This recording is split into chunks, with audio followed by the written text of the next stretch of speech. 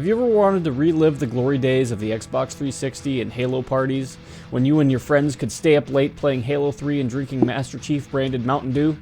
Well, unfortunately, Halo Studios, formerly known as 343 Industries, doesn't want you to because they couldn't be bothered to put basic split-screen functionality into a re-release of a game that already had it when it came out in 2007.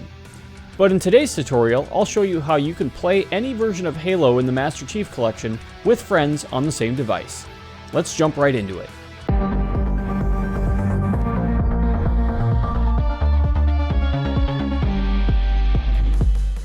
Hello and welcome to Off the Grid with Jack Bittner, the show where I give you tech tips and show you how open source software can improve your life. Now, there is an open source project called AlphaRing that was started a while ago. First release was in May 24th of 2024, and it was created by a user called WinterSquire. Now, WinterSquire created this project and then seemingly kind of abandoned it. So actually, earlier this year, I created my own fork of it that adds in a feature where you can save your settings, and we'll get into that a little bit later. But basically, this was then forked by a user named Kirkland Sig, and Kirkland Sig made some pretty amazing improvements for it. Especially if you are a Linux user. And yes, you can play Halo the Master Chief Collection split screen on Linux. I love the world that we live in now. And this is the version that we'll be using for today's tutorial. So first off, you're going to want to go to this repository, link in the description. I'll include a link also to the latest version as of the time of recording this video. And then you can go here and download this DLL file. Now this DLL file is everything you need to play split screen Halo. All you need to do is download this file. Then you can take this DLL file and you can go into your Halo the Master Chief Collection directory. Now I'll show you how to get to there because it's a little tricky to find. So if you go on Steam, and by the way, currently this mod only works for the Steam version of Halo the Master Chief Collection. You go to Manage, Properties, Installed Files, and then you click Browse.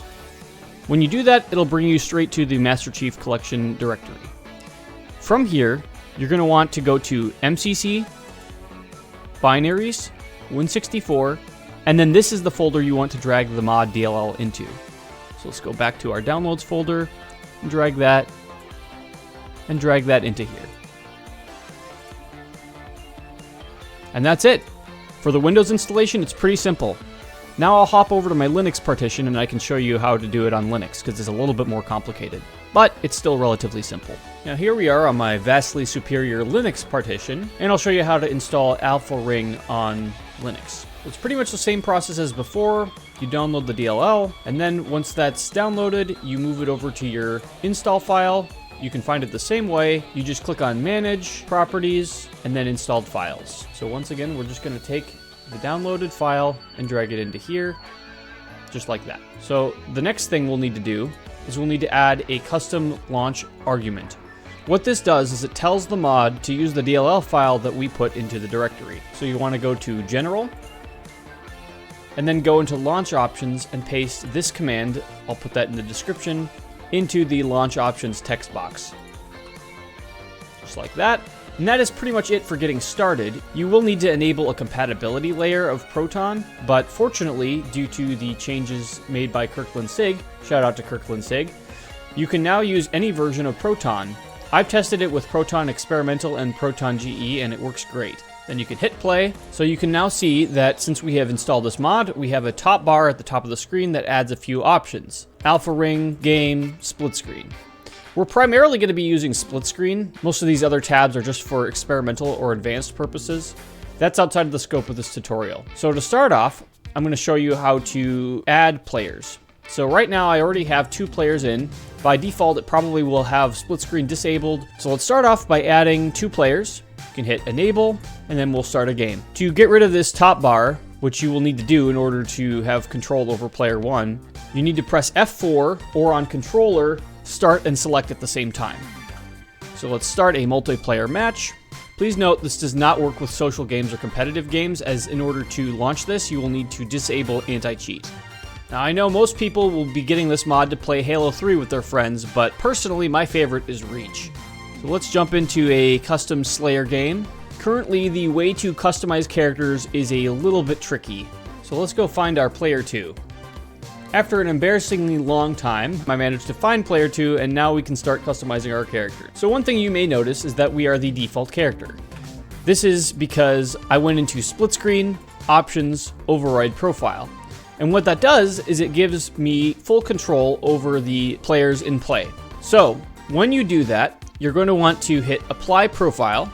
And what that will do is bring in your settings from player 1 and apply it to your current character. You can do this for all characters. And then once you've done that, this will copy over all of the mappings and character customization options and apply it to that specific player. So now that we've done that, let's go into Profile and start giving our player 2 a bit of a facelift. We don't care about any of these other settings. We want to focus on helmet index, left shoulder index, right shoulder index, chest index, wrist index, and utility index. And then the colors down here. So if you're in Halo Reach, you're going to be looking for items marked HR to start as a prefix. So let's go down and check out different options. You can see player 2's helmet is changing. Let's go with the Waho helmet here. And let's go through chest and use tactical LRP to give him a nice mag belt. Cool. Now that we've done that, let's go through the HR colors and change up his color so we can tell the difference which player we're playing. Let's see. Let's give him a nice blue. Perfect. And now, once you're all done, you just scroll up to the top and hit Save Profile. We can also change the name. And there you go. That's how you customize characters. Now, the next time we load up a multiplayer match, player 2 will look exactly like this. And I'll just demonstrate that right now, just to show you. So now we're starting up a new game, and hopefully this time it doesn't take me as long to find player 2. And as you can see, our player profile has been applied to player 2, and now he's got that fun little Xbox 360 gamer tag.